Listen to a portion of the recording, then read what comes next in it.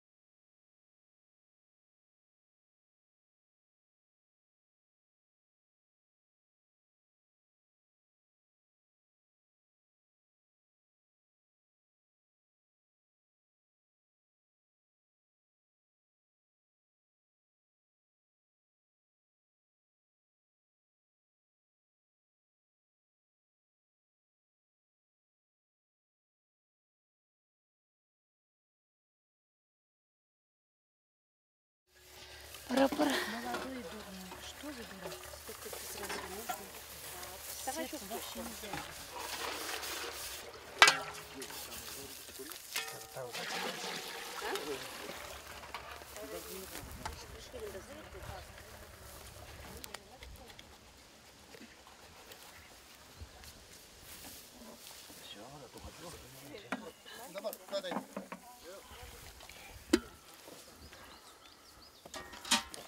Стагару кожай. Куда кино короче, всё. Я посмотрел, что вообще это сюда тут больно так.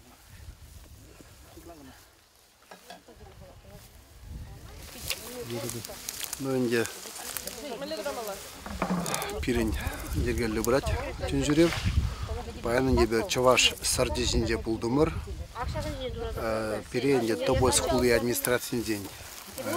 Ыргаван багацелдиш экскурсиге кыдартрыш видеон кызыклы я балазан галзабадиш. Шак вырына сыхламала экен. Керсе балазан. Шак вырынба шыгыны проблемазан берге Россия жайынде берин галажас булат. Мен жинде сен ана нигамда сыхламас бул вырына. Унда причинда ядарлы шинда шукка. Шаготрах вон президентунда хейн юратна херинде атнежирза гурза петемене педерза уну хайында курук үзеди үсмезе палламар мыжынде сен пиде черденде балавыл.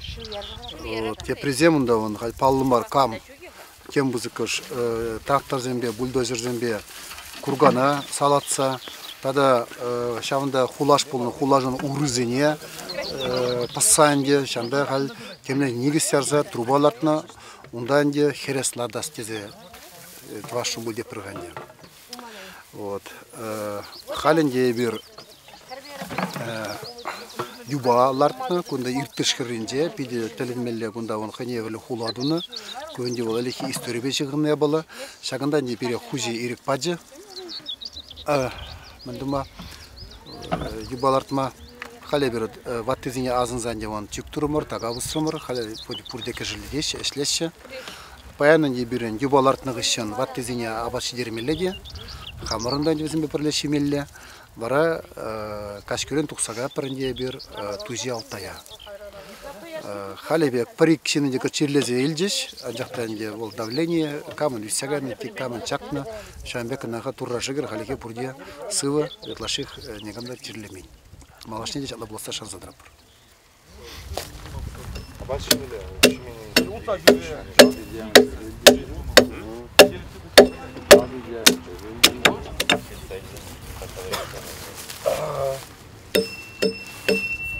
Нет, техника нет.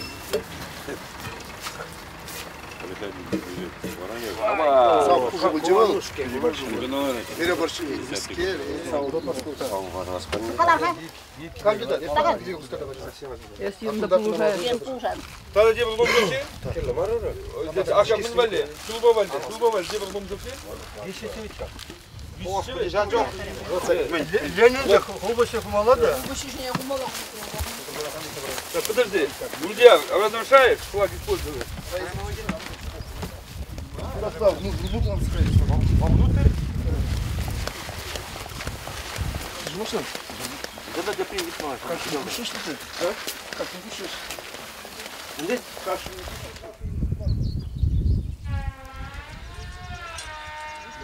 Кагал здесь. Но деньги выделяют на это ведь? Окшада Вашканда из фонда выделяют Тюменскую Бахатана.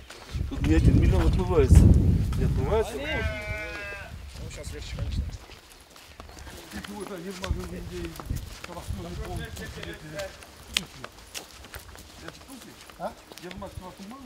Я не обманул, да тут чеп. Какая техника, бляха-муха. Ставка это американская. Не американская это? У американцев такие есть, не у канадцев. Не, у нас такие, у нас большие были. Да, шире шаг.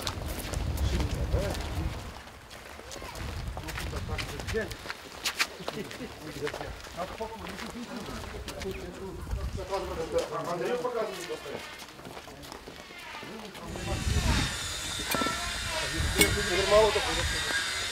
Шулева? Базан не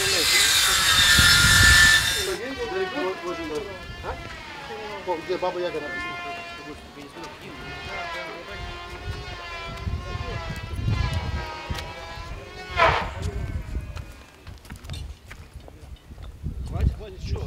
там не сможешь снести.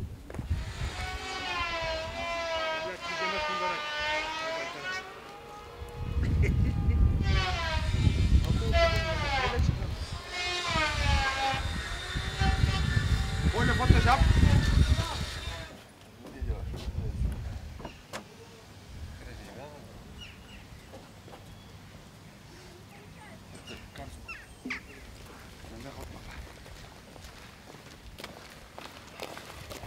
Ух, бля, тогда что ждем было. Хайналай. Автобус так бери.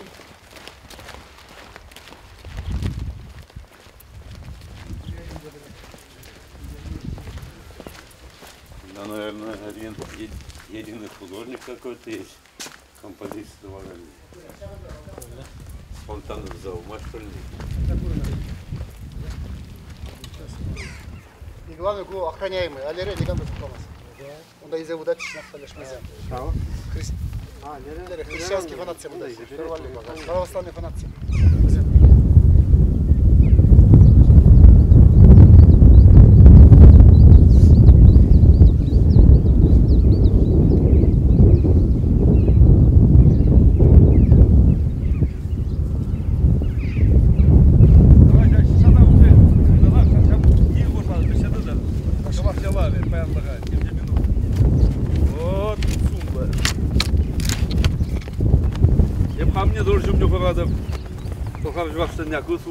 Классно.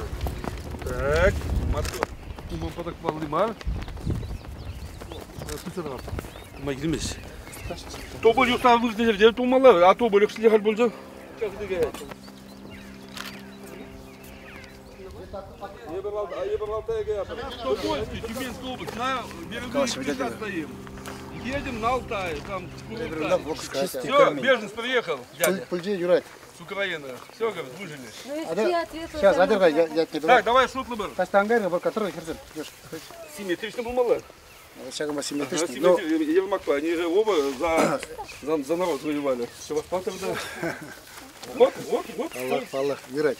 Дангалашын, Чембалданах, Таудавашын, Переки Цельне, Тюмень областінде Чуваш культуры центрын ердеуші звене. Кунда Николаев Андрей Браткунда, Архипов Анатолий Иванович. Переки Цельне Тобольск, Хулын культуры баян бүштегі звене. Пере шагында Хамырын Юбана Хүтлік Тупса Барза Лартма Ерекпаны шак хужизіне Таудват бар. Ебірінде шак әже үрігімі бадват бар. Хамырын Өмерги, Авалги, Азат Кезен, Историне, Манасмар, она пөлзе дырас кезе, Хамыр Тымарзем, Кыштан дұқныне, тада ебір мүлі хватлы халық пулдыне бірін пөлзе дымала, мәжін кезен, Халги оғытыра, Халги Чуваш Шамбыр кезене, Халги Чуваш халықне, Хавғаландарза тұраган бой Россия Федерациясында бол бірін халық историгіна. Немелле политика партия бере хавғаландарза тамас Халги оғытыра, немелле патшалық структури де бере хавғаландарза дамас, Эбир Хамырын халық вайбегіна, Хамырын культурына тыцадырат пыр, ела ергене пәтме бама пыр, кам дюрлат чаваш юрине, кам ташлат чаваш ташине, кам сырлат чавашла, кам үрістілат, візем кере жужизем. Візем қалыки отыра чаваш шалихине зықлаза ғаварас, культурине зықлаза ғаварас, кере журе, Чи пирвайги ретре пыраган паттарзем. Бұл эзир. Сире шамбада омзанадып, пиреде омзанчыр, мәжендезен кышта жиди калыбыраге бір кышта гана булман, чаваш история. Алтайрада шыгынны, кунда энде Тюмень, ага Тобольск, кунда да пирен Хамырын Азат Кезен, пәжік кына тобол хули булна, Тобольск пайнажат тобол хула булна. Бізем шаг инде хулыне прақс калажинде аргатнық ішін, шамбек теория бұр иртыш шу жүрелі юғат. Баразем шаг иртыш тұрық, пырлы океан батнелешіце, шанда мынгас деген тада тузарашымен хула. Бұл инде мынгас история Мангазея. Бұл инде легендарны Мангазея, нума историясы вчерашын берге, кыштан бұл зағайны десе пілмеші. Мәжіндезен шәбір қалық езем, шанда шүлді қалық сем, умбек хула тума пулдарема бизе умбек була кирилде булман. Может, незем зем шуене вон. Зем шеры пызык. Онда планда жүрене безем гала бір хозяйнда пурны жатла булман. Вот шак бурундан да кунда галя иртишта гурун задырат. Кунда мен ага чаваш саржы да гурун задырат. Баттизенденинде иригица. Тавдуза шагында бир юба ларца хаварашын кайранынде пурде азынза шахамыр паттырзене аба шидеремелле. Хажамданба миже өмір куши терсибе галазан бизе нигамда азынман чиргүрен деп алла азынман дей бир кунда кезе үзе ядар дегенде азынман бир галперрем кут кезе азынза бизе аба шидерет бир. Малашнеге хавырын бурнышра галы бир азынны жукне бир казна прохеват тезине. Хамырын мензене азна прохеват хран.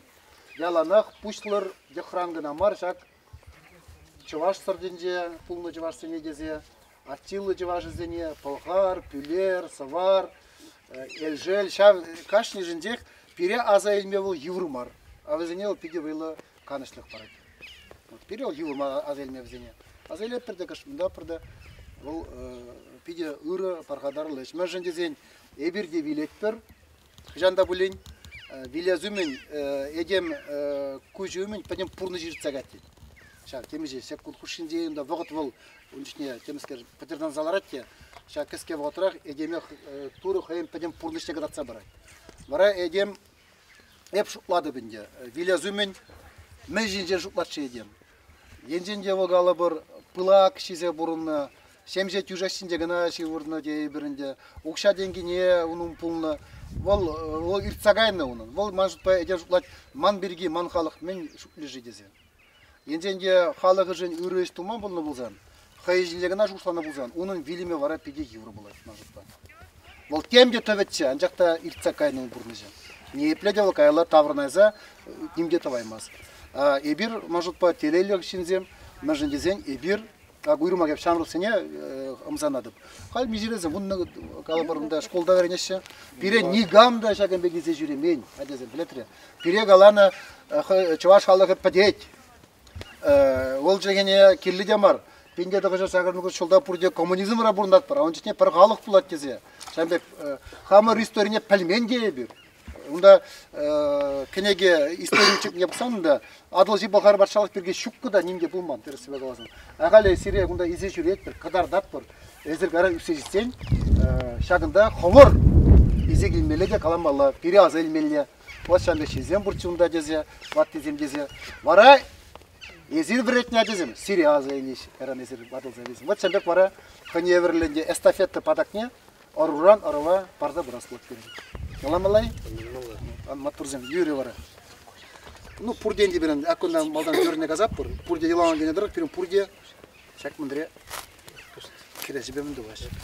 Онда да, шак мен еді басмасы бұл. Пурдылы ломда бұрт жана азелімер, мезегілме. Кундай, вот лайға. Вот.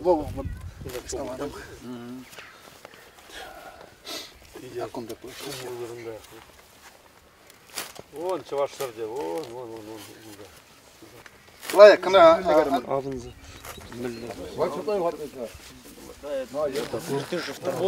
Стамбул, вернее, Нулей хитрет давать. Канда да хадер.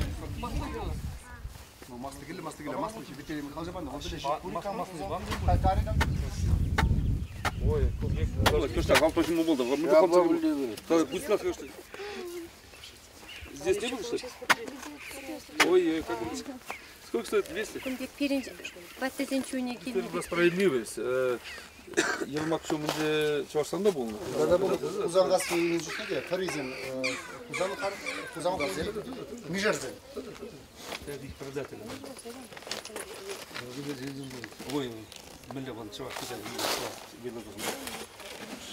Лучше всего. Он собой очень бежит.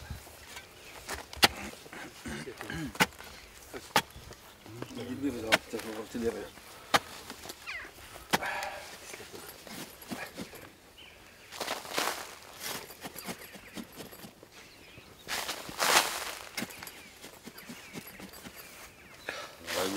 Стандарт oldu Şamdan çapar değil mi? Şamdan bir kızak oldu.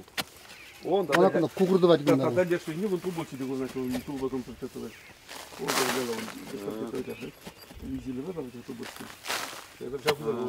Çamoldaрадар. Çapsın zara buldum bunu.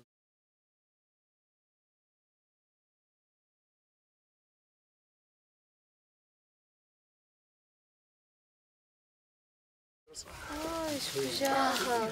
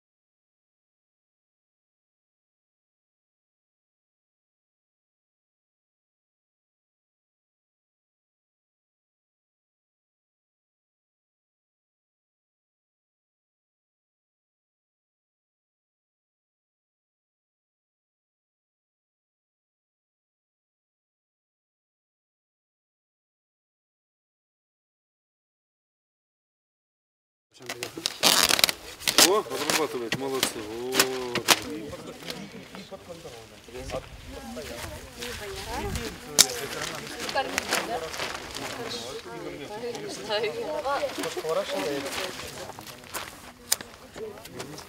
Исходить.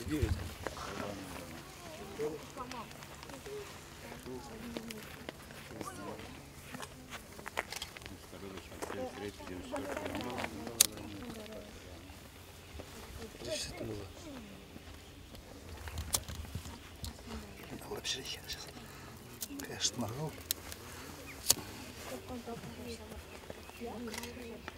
Пускайте ход паразит. Купарга.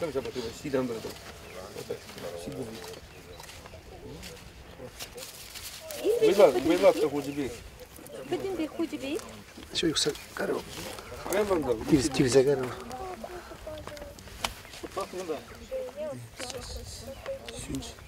Şunu hadi.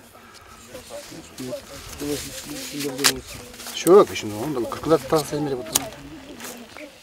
Ne şu? Ne gelir? Обязательно на что занимаем.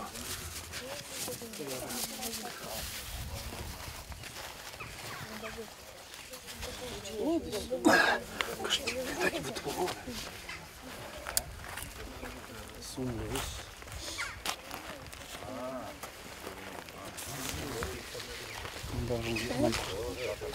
Çiğ. Bunlar duh produktları. Хватит.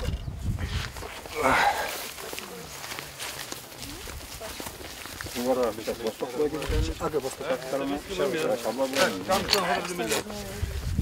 Потом крутить не сможем, тяжело будет. Восток. Толкайте. Поменяй, ты зажег, поменяй. А куда дошку?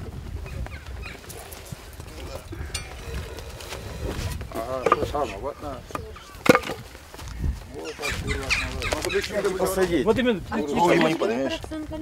Надо посадить. Давайте, все, раз все, хватит. Нет, может чуть-чуть. Не, бесполезно. Все, Буду, ладно, загнать. Видел, Алан. Давайте по лопатке каждый. Потом поправим. Удермок подо пробеги ходишь. Как будто ваш, Вишни беги. вон чуваш, ты выключал, да, говно задавать, погор. Вишни беги. Что? Халих, мам, может попозже? Нет, Ушел до зрения. Забивай там. О. Трах, свой вклад. Там прямо что, давай, ты пробовал?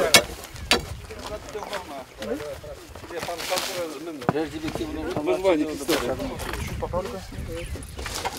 Ага, тюри булат, лай, киргелли. И камешки. Да. Вот, пульзи кенери. Вот. Сыргана лучше где-то. Когда камешки бегали, камешки вот тебе помогла.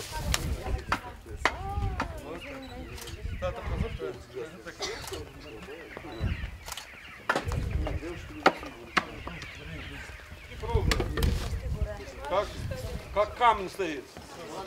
Так он навалил, манифар могла вывернять. Ты он там 5 сантиметров.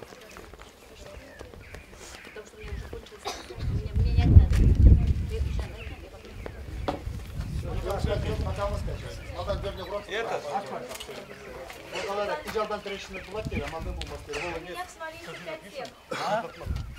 Все попроще сделаете вот так.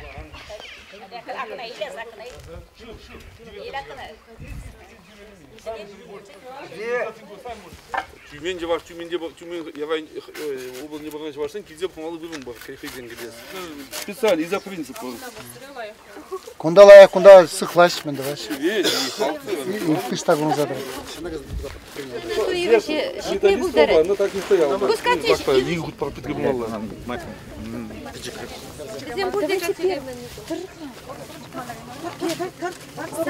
Шака задугора. Блядь, шак. Оля, блядь. Давай. Шака, куда шака? Куда. Катя. Узалзем, Катя, узалзем.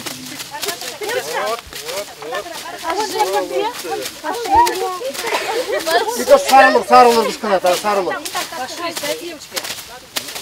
И пошире немного. Ой. Вот мотор, пульзи, Юрец. Сидеть, пульзи, мотор. Давай. Не сидел, на худого качал, лаю пускай, то хватит.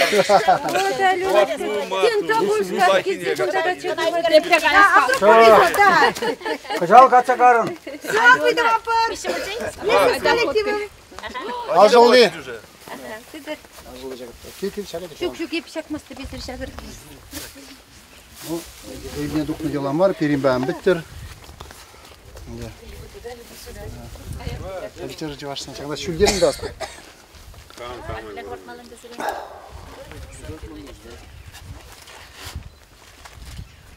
Вот уже.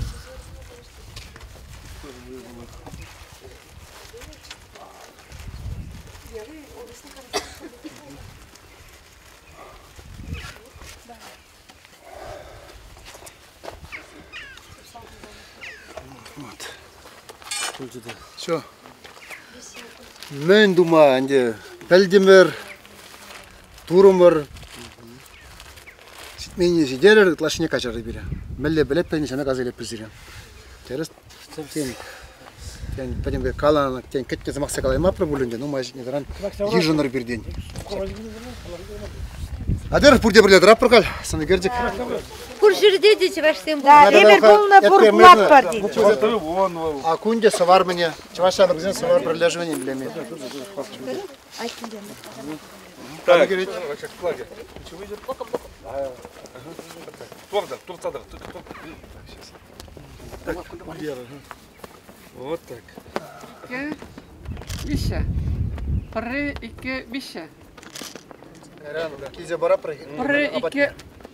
Там такая кам жердинде. Прейке Вище. Хава гизидавха, Коля.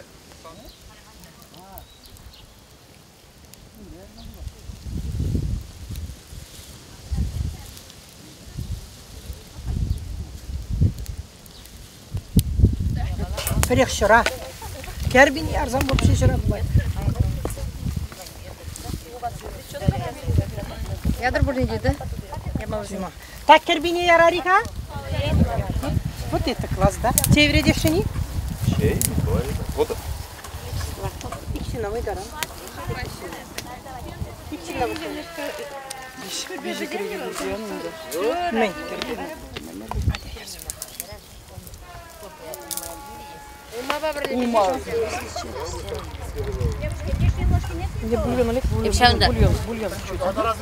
Повинні берете.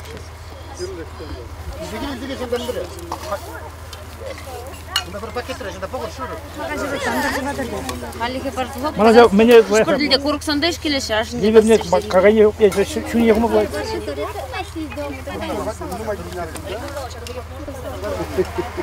Багажник бурна Давай, ага, сanya. Я же говорю, все винтер каранди.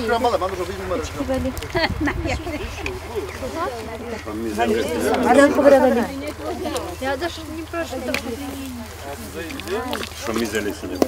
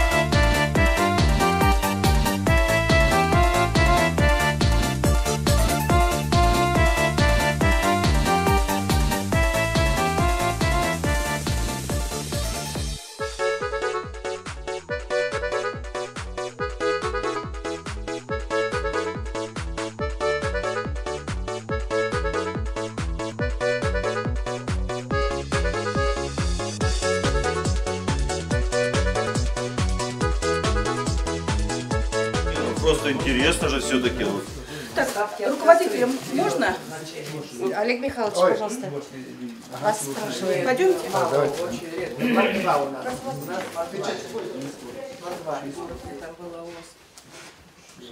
Красивый год. Да. Она пошла уточнять по поводу вот вашей группы. Если это действительно договоренность, сколько человек у вас, скажите? Но они там сейчас... У нас вообще 40 человек. Ну, там,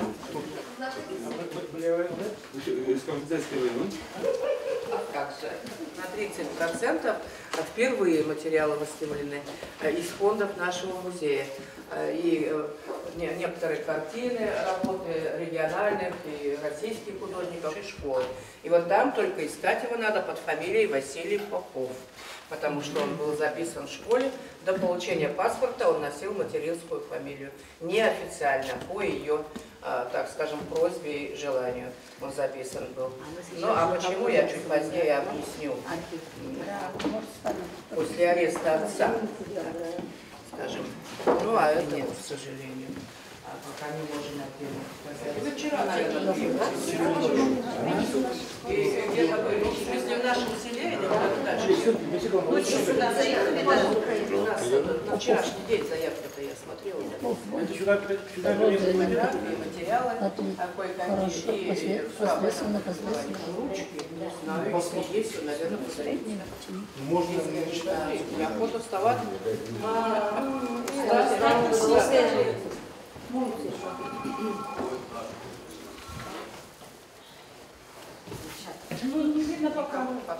Ну, начинаем разговор, да, а там уже люди как подойдут.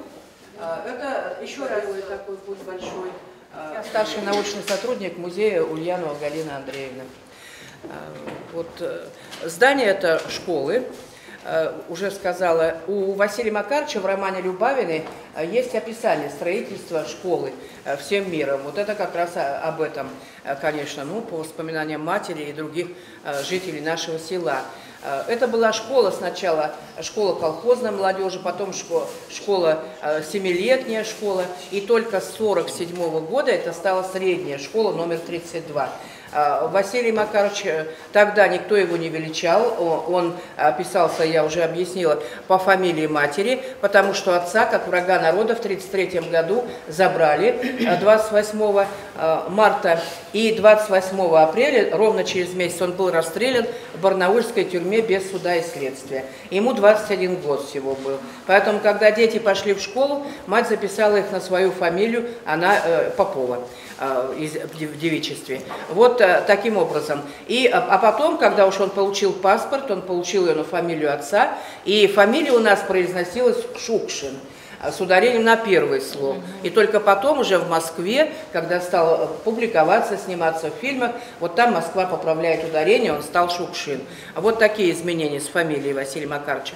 Поэтому там в ведомостях, конечно, будете смотреть, он Попов Василий, ну и еще несколько вот документов, это выставка. Бывший это школьный коридор, теперь это у нас выставочный зал. Это здание под музей отдано в 1989 году к 60-летию Василия Макаровича. А так оно было средней школой до 1965 года, 1964-1965 год это уже первый выпуск из нового здания. Вот напротив трехэтажное, вы, наверное, обратили внимание, красивое это здание, и это в прошлом году наша школа Сросинская вошла в число лучших школ России. Лучших школ России, вот так. И это все, конечно, благодаря Василию Макаровичу. Ну, а здесь 7 классов, мы в класс зайдем, все вы за партами за этими присядете, попробуйте посидеть, вспомнить так молодость, некоторые детство. В 1944 году закончил 7 классов. Вместе со своими друзьями, соклассниками за компанию поехал в Бийск и поступил в автомобильный техникум, эвакуированный к нам сюда в Бийск в годы войны, но не закончил его, вернулся, поработал в колхозе, получил паспорт и уехал вообще в никуда. 3 месяца от него не было писем, Мария Сергеевна извелась вся, не зная, где он и что с ним. И через 3 месяца пришло письмо из Подмосковья. Вот там в строительной организации, на строительном поезде во Владимире, в Калуге, он строит заводы тогда, там строятся уже уже после войны это. Потом призыв в армию, попадает на флот, он мечтал попасть на флот. Мальчишки тогда не боялись службы в армии, хотя там служили тогда 5 лет. Вот. Ну, Василий Макарович 5 лет не вытянул, у него неожиданно открылась язва желудка, как результат, наверное, военного недоедания, и голода, и холода, и тяжелой работы. Вот так. И он был комиссован вчистую в 1952 году в декабре. Вернулся сюда, первое, что он делает, эта цель поставлена уже была в армии, что надо непременно сдать экзамены за среднюю школу и получить аттестат.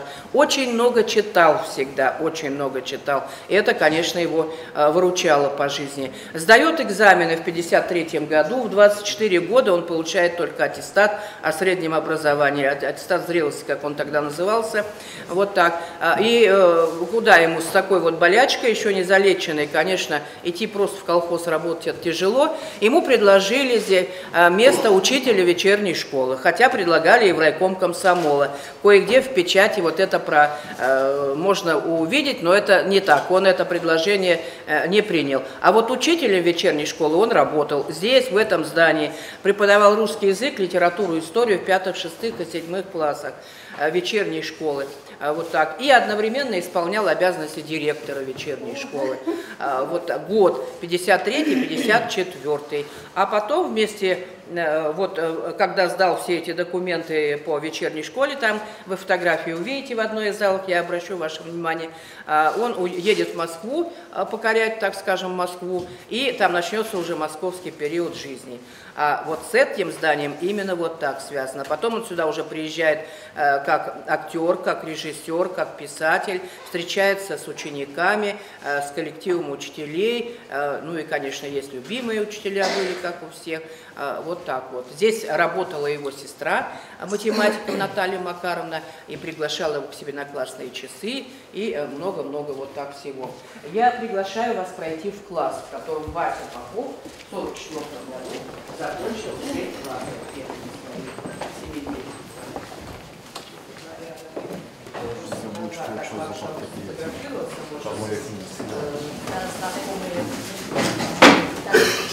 В первом классе.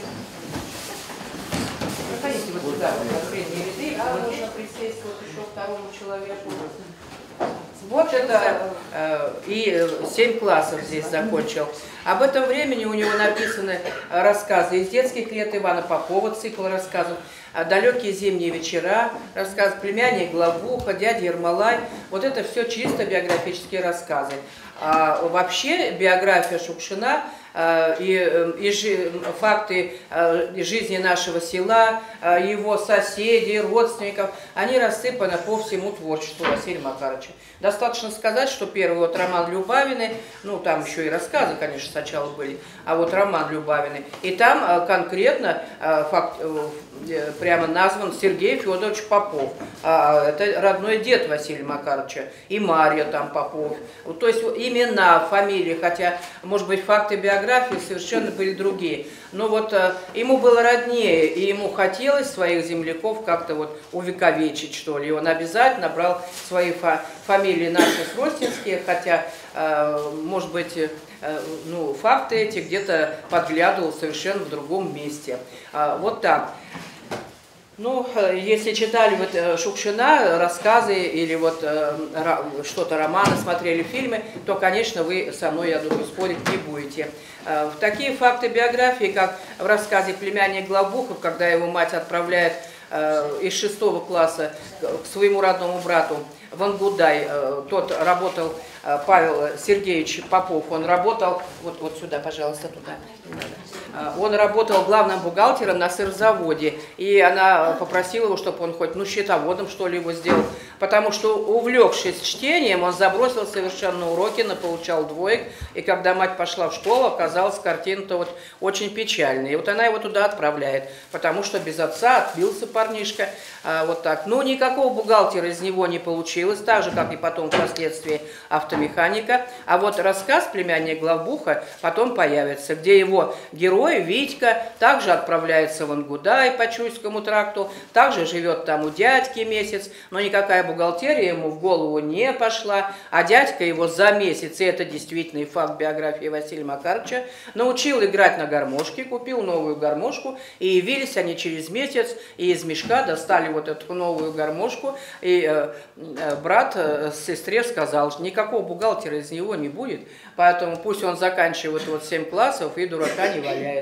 Но на гармошке играл, год на вечерке ходил, играл необходимые тогда мелодии, вот так, а потом больше в руки, конечно, не брал Василий Макарович, когда пел прекрасно, все сестры Попова тоже обладали вот замечательными голосами, так же, как и со стороны Шукшина. Ну и много можно приводить примеров, и дядя Ермолай, почти документальный рассказ, и так далее, и так далее. Вот класс этот по возможности, конечно, оставлен как мемориальный на момент вот Великой Отечественной войны, но, естественно, всю полностью нельзя сохранить.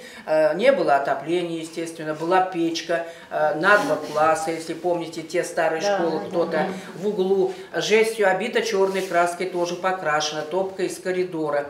Вот и все, и не было никакого освещения. Это была лампа керосиновая на столе у учителя, и, может быть, в противоположном конце класса. Вот и все. Ручки, чернильницы, и то было иногда так холодно, что писать было невозможно. Чернила замерзали. Писали химическими карандашами. А дома, если не было чернил, и я еще раз говорю, что я говорю на момент Великой Отечественной войны, тогда разводили сажу, писали, выполняли, решали. Такой факт Наталья Макаровна вспоминала, как она тоже решила по геометрии задачи и все, что нужно. В тетради на урок пришла, а инспектор районо пришел, у нас тогда район был Сростинский, на урок. Учительница вызвала ее к доске, как одну из лучших учениц.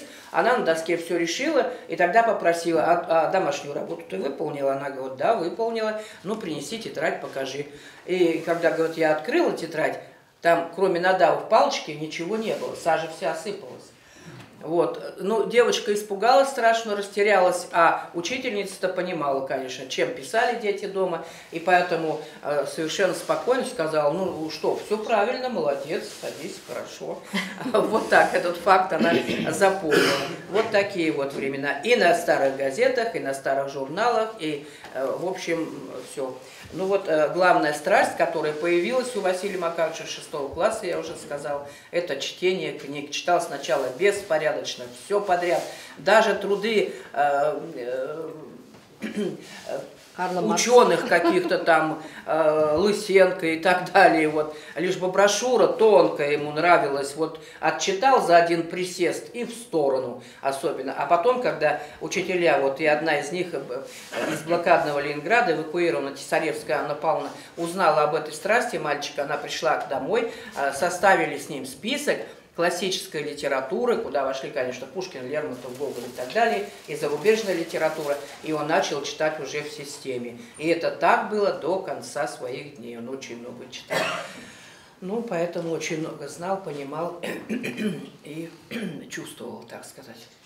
Вот, если вопросы есть ко мне, пожалуйста. Мне осталось только сказать, что место Васи Попова было в этом классе на 3-м ряду, на предпоследней партии, и крайнее место у двери, вот с которого вас сюда подвинули немножко.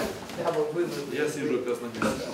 Я тоже Если вопросы есть еще по этому периоду, то, пожалуйста, или вообще какие-либо, чтобы пока вы спокойно сидите, уже не стоя. Я теперь это экспозиционный зал. Пойдем. Спасибо. Да, наши парки маленькие. Та самая гармошка. Та самая гармошка. Не та, не та, вообще из села, но не та, на которую он играл. Самый большой класс был в школьные времена, и самый большой зал, история села, или Шукшин, и его земля и люди, так еще можно назвать. Я думаю, что предметы быта, этнографии вам всем знакомы, потому что наше село из представителей 18 губерний российских когда-то сформировалось. Начало пошло в 1804 году, 210 лет. Конечно, мы младше Бийска почти на 100 лет, потому что в этих местах от Бийска в сторону Горного Алтая и Горно-Алтайска не разрешалось основывать поселение, потому что это была припограничная полоса с Джунгарским ханством. Не разрешено было. Вот в 1804 году наше село, и примерно все эти села, последующие там от Бийска туда, и они в это время образованы. Ну, я думаю, что все Кринки, Туесочки, это все понятно, и Рубель, знакомо всем, как утюг, прообраз утюга. Вот рассказывать, и бабки, вот это, ну, дети еще не совсем, не сразу понимают, что это такое, кости, это свиные, в которые играли мужчины с удовольствием. У нас вот не люлька, а звали это зыбка. У нас зыбка. Вот. Ну, вот, это, конечно, родственные же языки. По центру зала этот ткацкий станок, Красна у нас звали женщина его, тоже знакомая. Это и вот эти вот полотно, которое перед вами, и полотенце, это вытканное вручную на таких станках. Я сама вот своими руками. Первые предки Василия Макарыча, мы все-таки говорим, я не хочу вас обидеть и спорить, но мы все-таки говорим, что они выходцы из Мордвы. Вот. Поначалу это был фильм, вот, где Маша Шукшина, то есть дочь Василия Макарыча, занималась родословной. Вот, из Пензенской губернии они пришли в Самарскую, предки вот, Шукшина, а из Самарской, из Бузулукского уезда уже приехали сюда. И Шукшины приехали в 1868 году, в селе появились. Вот дед Леонтий, которого привезли еще малолетним, так сказать, он здесь уже женился.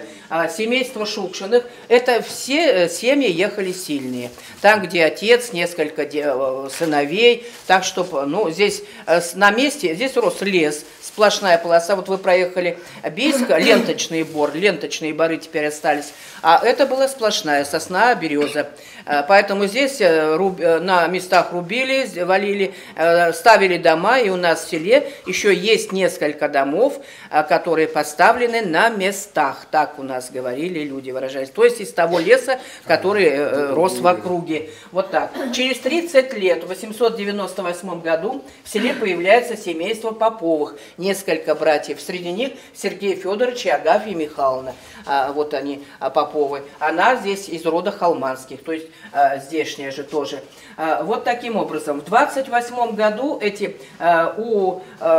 29 году, простите, в 12 году у Леонтия Павловича рождается Макар, а в 9 году у Сергея Федоровича родилась Маня. Она на 2 года постарше была Макара.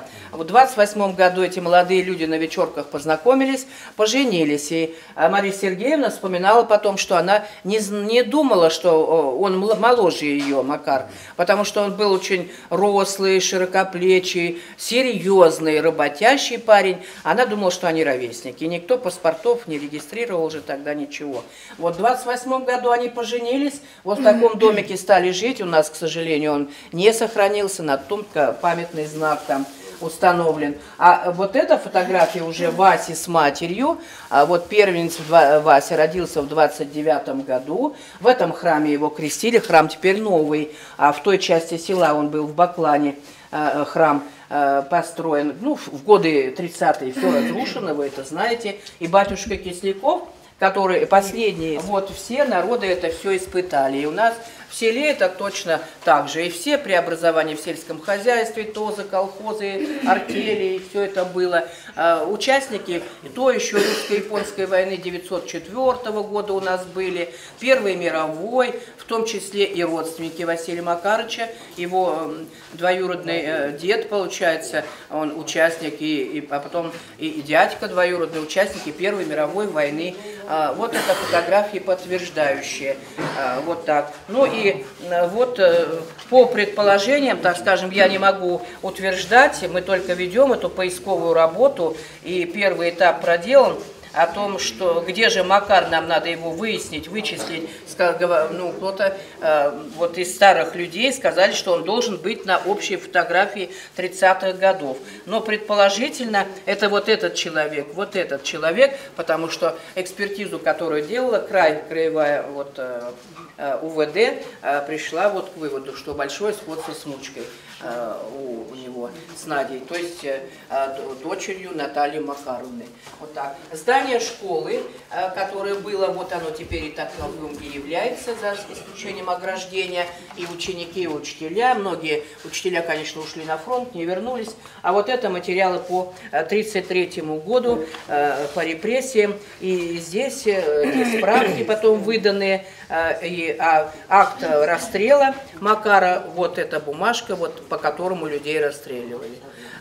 3 человека подписали это так, и все. Под номером 128 вы увидите Макар Леонидович Шукшин, которому было-то всего 21 год. Я уже сказала. Поэтому на долю вот этих мальчишек и девчонок, детей репрессированных, а это не только были сироты, это были дети врагов народа, так их именовали, 58-я статья, это враги советской власти, и вот он, Вася Попов еще, и вот он, Вася Попов с друзьями, все они пострадали, все они безотцовщина. У нас вообще детей осталось 500 человек. Врагов народа, детей врагов народа в одном селе, в нашем только. Еще в округе селах, но село Сросски пострадало больше всего. Ну вот, конечно, на их плечи лежало вот это в годы войны обозы в Бийск на лошадях, и полураздетые, и полуголодные, и мешки эти ворочают. Поэтому результат потом, и язвы, и все прочее.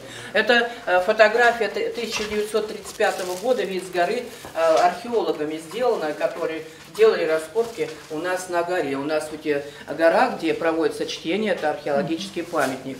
Вот, поэтому вот это, ну там, это для скота там были вот эти все строения, много там. У нас же на территории села было 4 колхоза до 61 года. В 61 году они все были объединены в один совхоз.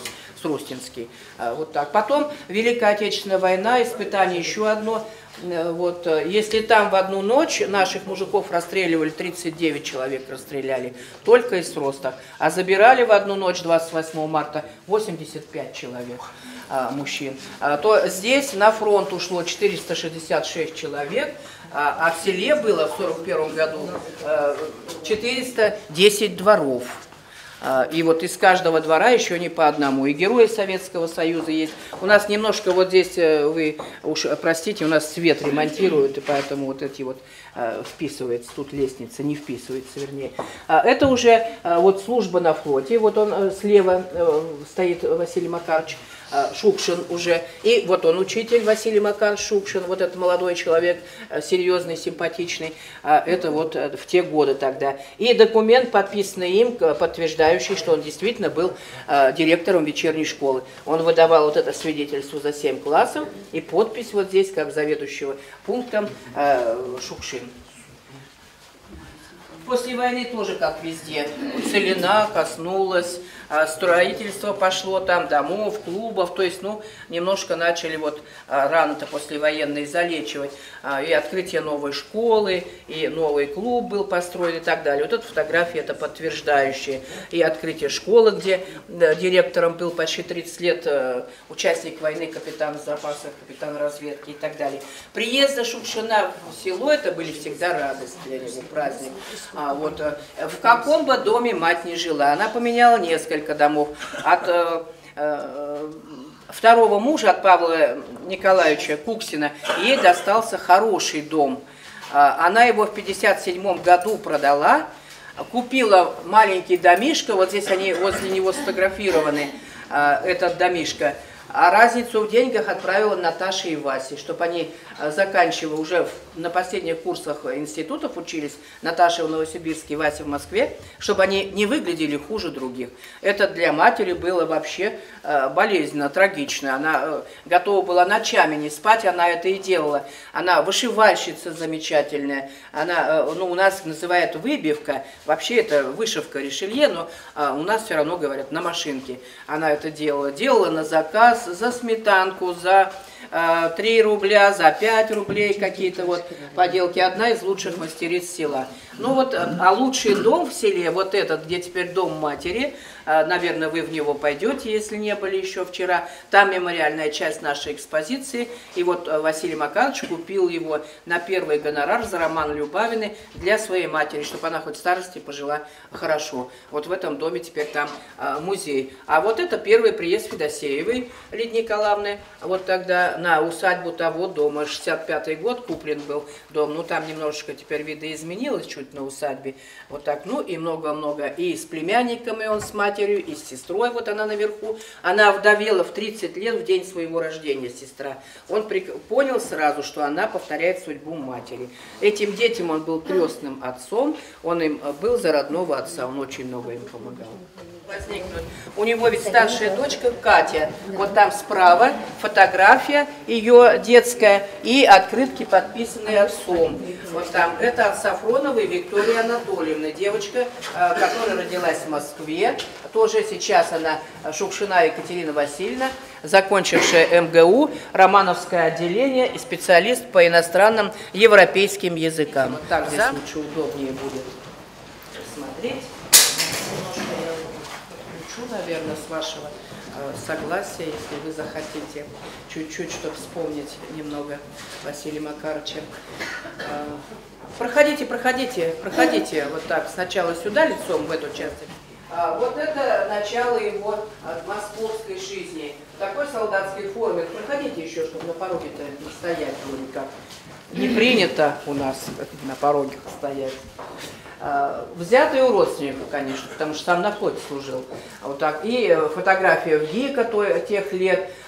Выдержав конкурс 25 человек на место, он попадает в мастерскую Михаила Ильича Рома, фотографии вот наверху, на режиссерское отделение. До 1958 года он студент, и больше как бы ни в печати, нигде он не появляется. А вот в 1958 году он усиленно занимается, он матери пишет письма, что я обязательно сдам все на пятерки, я не отстану от своих однокурсников. А однокурсники-то были из московских семей, очень грамотные, очень подготовленные, моложе его по возрасту, более начитанные, но он брал, конечно, своим жизненным опытом и большим стремлением, упорством получить знания и догнать и перегнать, и он это сделал. А вот с ним Тарковский учится в одной группе, с ним Мета и так далее, и так далее. Вот эта группа была очень интересная. В 1958 году в журнале «Смена» появляется его рассказ «Двое на телеге». Потом ни в один прижизненный сборник Василий Макарович этот рассказ не включал. Не считал его лучшим или хорошим вообще, удавшимся, но он стал первым.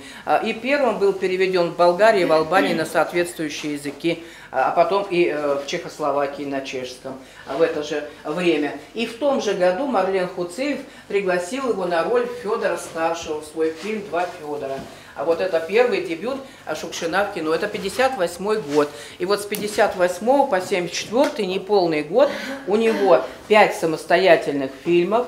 У него 28 ролей в кино, и самый, конечно, главный багаж его, это писательский, это почти 150 рассказов, 2 романа, сатирические произведения для театра и публицистика, целая книга статей, размышлений и так далее, вот, которая опубликована отдельной книгой в 1981 году уже под редакцией Лидии Николаевны Федосеевой. Вот таким образом. А пока, после удачной съемки в фильме «Два Федора», его приглашают на фильм «Золотой эшелон», на фильм «Простая история» с Мордюковой, тоже знаете вы этот фильм. И поэтому его дипломная работа вместо 59-го в 60-м году он заканчивает институт, дипломную работу защищает. Сейчас вы увидите кадры, небольшой фрагментик из дипломной работы, которая названа «Из Лебяжьего сообщают». Он сам написал сценарий, он сам как режиссер снял под Волоколамском тогда эту работу и сам сыграл там роль инструктора райкома партии. Это горячая пора, уборка, а в это время у него и в семье не очень ладно, жена влюбляется в другого, и он узнает, как обычно это самым последним, когда уж все знают, а вот тогда и он, это инструктор райкома партии. Вы понимаете, что такое в 60-е годы развод для члена партии, а уж для инструктора райкома тем более. Но все равно он убежден, Шукшин как автор, герой его, что если любовь прошла, то никакая партия уже держать не должна. Его публикуют в это время журналы «Октябрь», очень много публикуют. Есть воспоминания о том, как он пришел в журналы, что он никогда не домогался, отдавая свои вот рукописи. Он потом ни разу не звонил и не спрашивал, не требовал, когда опубликуете, где и так далее, и так далее. То есть отдавал и все как бы на волю Божью. А первые вот отзывы пошли Алексеева, потом Виктории Сафроновой. Это вот женщина, с которой потом были близкие отношения, гражданский брак, и от нее родилась дочка Катя. Вот там, которая в витрине, детская фотография ее. Это вот очень... Это дочь писателя Анатолия Сафронова, который почти 30 лет был главным редактором журнала «Огонек». Вот так, чтобы вам было понятно. Ну вот, а следующим самостоятельным фильмом в 1963 году будет фильм «Живет такой парень», который снят полностью по Чуйскому тракту. В главной роли Леонид Куравлев, который на своем газике развозит людям счастье. И убежден этот герой в том, что да, много плохого в жизни, много нехорошего там и так далее, но нам что-то надо самим делать, не сидеть, не рассиживаться, никто за нас этого не сделает. Ему хочется, чтобы все люди счастливы. «Соединить одиноких» Сазонова, вот здесь замечательную тетку Анисию играет в этом фильме, вот и Балакин актер. А здесь вот Ренита Юрий Григорьева, который поставил потом фильм о Шукшине «Праздники детства» у нас в селе. Здесь была Ахмадулина, с которой был небольшой роман у Шукшина тогда в то время. А вот, ну, в общем, здесь его троюродный брат, художник, вот картины в экспозиции сопровождают нас, это его работы. Жил в Новосибирске, он помогал ему как художник на выборе натуры и рисунки вот эти. Ну, в общем, вот этот такой фильм, который в 1964 году был удостоен главного приза на кинофестивале в Венеции, приз «Золотого льва» Святого Марка. И в русском кино, в российском кино, как хотите, это Тарковский и Шукшин стали первыми, которые принесли вот такую награду, начиная с 1907 года. Посмотрите, пожалуйста.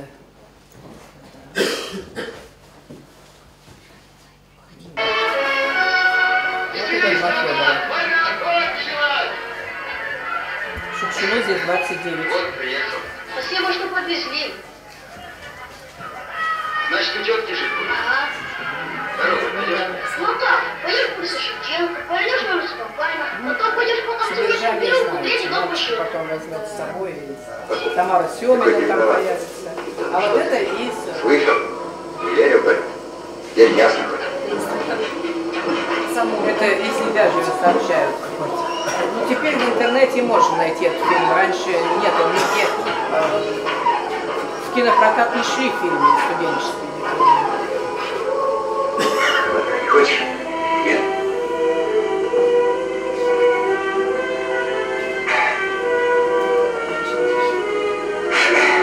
Вот какие слова ты говоришь.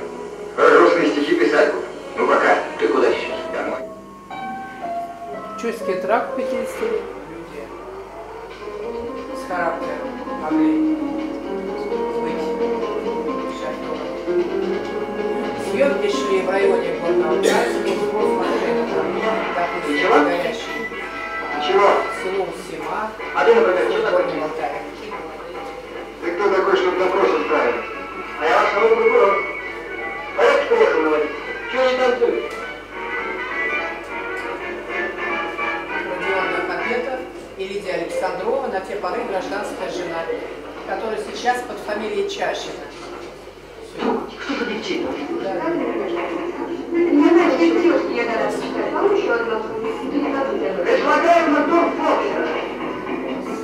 несостоявшееся. Вот так. Это кадры из нескольких фильмов. Конечно, это не все, то, что я вам назвала цифру 28, далеко не все, но хочется сказать, что разноплановые роли, и шоферы, трактористы, капитан, и журналист, и учитель математики, и так далее, председатель колхоза, с Никулиным играет здесь, снимается и так далее. И планировался фильм с участием Шукшина в роли Достоевского. И вот это вот Шукшин в гриме Достоевского, вот эта фотография. А вот эта фотография 1964 года, когда он снимался в фильме «Какое оно море», и вместе с ним в паре снималась Федосеева Лидия Николаевна. Тогда состоялось их первое знакомство. Он рядышком с ним сестра и дети ее, которым он всегда хотел тоже сделать какой-то праздник. А на руках у Федосеевой сидит ее дочка от первого брака Настя, с которой потом вот распалась семья, так скажем, и дочь осталась в семье отца, мужа в Киеве, от актера Воронина. Это тоже понятно. Я не утверждаю, что это та, на которой работал Шукшин, но это тех лет по фотографии, посмотрите. Следующим фильмом стал фильм его и снят тоже он на Алтае, село Манжирок, это фильм «Ваш сын и брат». И вот здесь главная тема, которую режиссер поставил перед собой, уход молодежи из села. Ну, не просто тема, а его боль, его тревога за то, что молодежь уходит из села, деревня гибнет. Деревня погибнет, погибнет Россия. Это уже так. За фильм он получил, как режиссер, государственную премию. В том же году написан роман Любавиной, а в 1967 году написан уже сценарий к фильму о Степане Разине «Я пришел дать вам волю», опубликован в искусстве кино, но разрешили сначала ставить, потом закрыли, и началась вот такая вот тяжба на долгие 7 лет. На запрос разрешить ему ставить фильм о Степане Разине, ему не отказ, а встречное предложение. То надо набраться историчности книги, он досконально изучает историю России 16-17 века. Книги эти старые собирает и так далее. Вот. То ему надо сократить, сокращает, то надо убрать кровавые сцены, убирает. То надо там опыта набраться, скажем, набирается, ставят фильмы «Странные люди» под Владимиром, потому что те места ему знакомы, до армии, работал там. Помогает снимать фильм о Бийске, когда приезжает сюда к матери отдыхать, то отдыха как такового нет. И то его приглашают на встречу в библиотеку с читателями, то с детьми там и так далее. И даже пригласил кто-то в 1967 году в апреле в колонию для несовершеннолетних, бийскую малолетку. После этого он матери сказал: я для них обязательно что-то сделаю. Вот это что-то стало калиной красной. Потому что, глядя на этих стриженных малолетних преступников, так сказать, он понял, что не они виноваты, он матери сказал, это мы виноваты, взрослые, что эти мальчишки оказались там за решеткой. Так кто-то их туда пихнул. Это предметы, вот, принадлежавшие Василию Макаровичу, и книги это прижизненные. И в это время эта работа с издателями, с редакторами тоже много очень нервов занимало и времени, и описать-то приходилось, как он говорил, где пишу: в гостинице, в больнице.